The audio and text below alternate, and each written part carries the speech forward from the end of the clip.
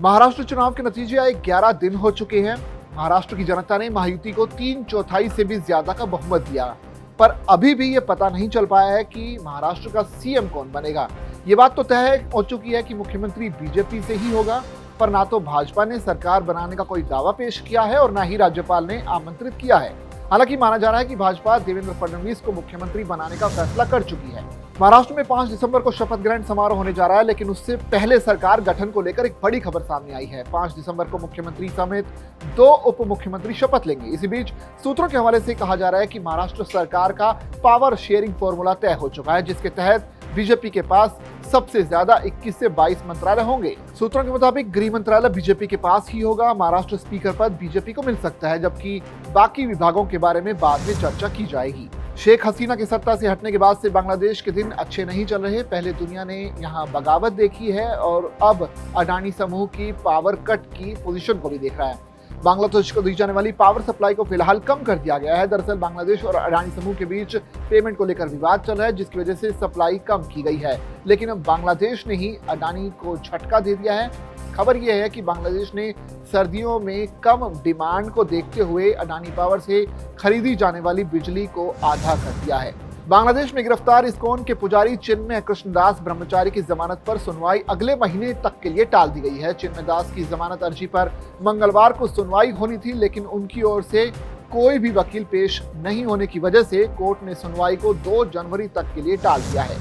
गुजरात में भरूच जिले के अंकलेश्वर में मंगलवार दोपहर एक इंडस्ट्रियल यूनिट के स्टोरेज टैंक में धमाका हो गया। धमाका होने से 4 मजदूरों की मौत हो गई। भरूच के पुलिस अधीक्षक मयूर चावड़ा ने कहा कि धमाका तब हुआ जब मजदूर डेटॉक्स इंडिया प्राइवेट लिमिटेड के परिसर के अंदर एक स्टोरेज टैंक के ऊपर काम कर रहे थे। उन्होंने कहा कि मामले की जांच की जा रही है। अडानी समूह पर लगे आरोपों और संभल हिंसा समेत विभिन्न मुद्दों को लेकर संसद के शीतकालीन सत्र का पहला हफ्ता हंगामे की भेंट चढ़ चुका है। हालांकि मंगलवार को 7वें दिन कार्यवाही हुई। इस दौरान केंद्रीय ग्रामीण विकास मंत्री शिवराज सिंह चौहान ने लोकसभा में आरोप लगाया कि पश्चिम बंगाल में महात्मा गांधी राष्ट्रीय ग्रामीण रोजगार गारंटी यानी मनरेगा योजना के तहत बजट आवंटन का दुरुपयोग किया गया और अपात्र लोगों को लाभ पहुंचाने का अपराध किया गया। उत्तर प्रदेश के संभल में हाल ही में हुई हिंसा को लेकर मंगलवार को लोकसभा में विपक्ष के नेता राहुल गांधी समेत लगभग पूरे विपक्ष ने सदन से संक्षिप्त वॉकआउट किया। जैसे ही सदन में प्रश्नकाल शुरू हुआ, समाजवादी पार्टी के नेता अखिलेश यादव अपनी सीट से उठे और इस मुद्दे को उठाते हुए अध्यक्ष ओम बिरला से संभल हिंसा पर बोलने की अनुमति मांगी। सपा प्रमुख अखिलेश यादव ने कहा कि प्रशासन का इस तरह का व्यवहार कभी देखने को नहीं मिला। कम से कम वहां पर जिम्मेदार अधिकारियों पर कार्रवाई हो। जो लोग जगह जगह खोद देना चाहते हैं वो देश का सौहार्द भी खोद देंगे। ये सोची समझी रणनीति है, जिसके तहत भाजपा जगह जगह पर इस तरह का काम कर रही है। राज्यसभा में समाजवादी पार्टी के सांसद रामगोपाल यादव ने सदन में संभल हिंसा को लेकर अपना पक्ष रखा। इस दौरान यादव ने कहा कि 24 दिसंबर को सुबह 6 बजे पूरे संभल में पुलिस तैनात कर दी गई। संभल के लोगों को पता ही नहीं था कि पुलिस क्यों तैनात की जा रही है। रामगोपाल यादव ने बड़ा आरोप लगाते हुए कहा कि पुलिस ने गोलियां चलाई, 5 लोग मारे गए और 20 लोग घायल हुए। मैं और कई लोग मानते हैं कि उत्तर प्रदेश में पहले जो चुनाव हुए थे उसमें पड़ोसी जिलों की पुलिस ने किसी भी तरह से वोट डालने नहीं दिया और जबरन चुनाव पर कब्जा कर लिया। ये सब एक तरह से उससे ध्यान हटाने के लिए हुआ। संसद का शीतकालीन सत्र जारी है। आज भी संसद के बाहर विपक्ष का जोरदार हंगामा देखने को मिला, लेकिन इसी बीच विपक्षी खेमे में दरारें एक बार फिर से खुलकर सामने आ गई। जब कांग्रेस पार्टी के साथ अन्य विपक्षी पार्टियां संसद के बाहर अपने मुद्दों को लेकर प्रदर्शन कर रही थी, तब कांग्रेस की सहयोगी पार्टियां समाजवादी पार्टी और टीएमसी ने विरोध प्रदर्शन से किनारा कर लिया। नीलकंठ महादेव मंदिर बनाम जामा मस्जिद मामले में मंगलवार को कोर्ट में सुनवाई टल गई। अब इस मामले में अगली सुनवाई 10 दिसंबर को होनी है। इससे पहले शनिवार को सुनवाई हुई थी, जिसके बाद ऑल इंडिया मजलिस-ए-इत्तेहादुल मुस्लिमीन के राष्ट्रीय अध्यक्ष असदुद्दीन ओवैसी ने एक्स पर टिप्पणी कर दी थी। यूपी कॉलेज पर सुन्नी सेंट्रल वक्फ बोर्ड के दावे का मामला सामने आने के बाद से विवाद थमने का नाम नहीं ले रहा है। सोमवार को प्राचीन छात्र एसोसिएशन ने मुख्यमंत्री योगी आदित्यनाथ को ज्ञापन कमिश्नर के माध्यम से भेजा। मांग की कि राजस्व अभिलेखों में कॉलेज की जमीन की नाप कराकर स्थिति को स्पष्ट किया जाए। लॉरेंस बिश्नोई के खास सहयोगी शूटर भूपेंद्र ज्ञान सिंह रावत से एटीएस और एसटीएफ की पूछताछ में अहम राजपाश हुआ है। इसमें पता चला है कि हथियार पाकिस्तान से आते हैं। इन्हें ड्रोन के माध्यम से राजस्थान की श्रीगंगानगर सीमा से पार किया जाता है। इसके बाद देश भर में इसे सप्लाई किया जाता है।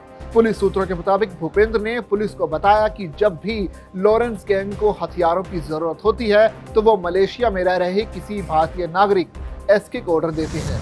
बागेश्वर धाम के पंडित धीरेन्द्र शास्त्री को इंटरनेट मीडिया पर जान से मारने की धमकी दी गई है।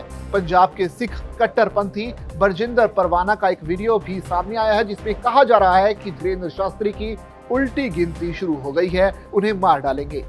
परवाना ने पंडित शास्त्री को पंजाब आने तक की चुनौती दे डाली। प्रयागराज में 2025 के महाकुंभ के दौरान श्रद्धालुओं और पर्यटकों को प्रदूषण मुक्त और सुविधाजनक यात्रा प्रदान करने के लिए बड़े पैमाने पर ई रिक्शा और ई ऑटो की व्यवस्था की गई है। खासतौर पर महिला श्रद्धालुओं के लिए पिंक व्हीकल्स की सुविधा पहली बार उपलब्ध होगी। ये फैसला हरित ऊर्जा को बढ़ावा देने और महाकुंभ स्थल को प्रदूषण मुक्त रखने के लिए किया गया है। भारत में सोने की कीमतों में इस समय उतार चढ़ाव देखने को मिल रहा है। 3 दिसंबर 2024 को मल्टी कमोडिटी एक्सचेंज यानी MCX पर सोने के वायदा भाव में थोड़ी तेजी आई, लेकिन खुदरा बाजार में सोने की दर में मामूली गिरावट दर्ज की गई। त्योहारी सीजन में सोने की कीमतों में भारी उछाल देखने को मिला था, लेकिन उसके बाद की अवधि में कीमतों में गिरावट भी देखने को मिली थी। अब एक बार फिर से सोने की कीमतों में हल्की तेजी आ रही है, जिससे सोने के शौकीनों को उम्मीद है कि आने वाले दिनों में कीमतों और भी बढ़ सकती हैं। उत्तर प्रदेश में धार्मिक पर्यटन को बढ़ावा देने के लिए मुख्यमंत्री योगी आदित्यनाथ के निर्देश पर पहली बार धार्मिक स्थलों को जाने वाले मार्गों का कायाकल्प करने की योजना पर लोक निर्माण विभाग ने काम करना शुरू कर दिया है। पर्यटन विभाग की सिफारिश पर लोक निर्माण विभाग ने फिलहाल 72 मार्गों को चौड़ा व नवीनीकरण करने के लिए चिन्हित किया है। उत्तर प्रदेश के मौसम में लगातार बदलाव देखने को मिल रहा है। साल के आखिरी महीने की शुरुआत हो गई है, लेकिन अभी भी ठंड पूरी तरह से नहीं आ पाई है। दिन में निकलने वाली तेज धूप लोगों को गर्मी जैसी स्थिति का सामना भी करना पड़ रहा है। मौसम विभाग के आंकड़ों को देखें तो पाएंगे कि प्रदेश में 124 वर्षों के दौरान इस साल का नवंबर सबसे ज्यादा गर्म रहा। मध्य प्रदेश के विभिन्न जिलों में ठंड का कहर देखने को मिल रहा है। रविवार और सोमवार की रात नौगांव के बाद राजगढ़ की मध्य प्रदेश में सबसे ठंडी रात के रूप में उन्हें दर्ज किया गया। राजगढ़ का न्यूनतम तापमान 8 डिग्री सेल्सियस रिकॉर्ड किया गया, जबकि सर्दी बढ़ने के साथ ही कलेक्टर ने कक्षा 1 से लेकर 8वीं तक स्कूल खोलने का समय सुबह 9 बजे से कर दिया है। खास बात यह है कि पिछले 3 से 4 दिनों से जिले में सर्द हवाएं चल रही हैं। इस कारण न सिर्फ दिन बल्कि रातें भी सर्द हो रही हैं। नवंबर के अंतिम सप्ताह से ही जिले में सर्दी अपना असर दिखा रही है।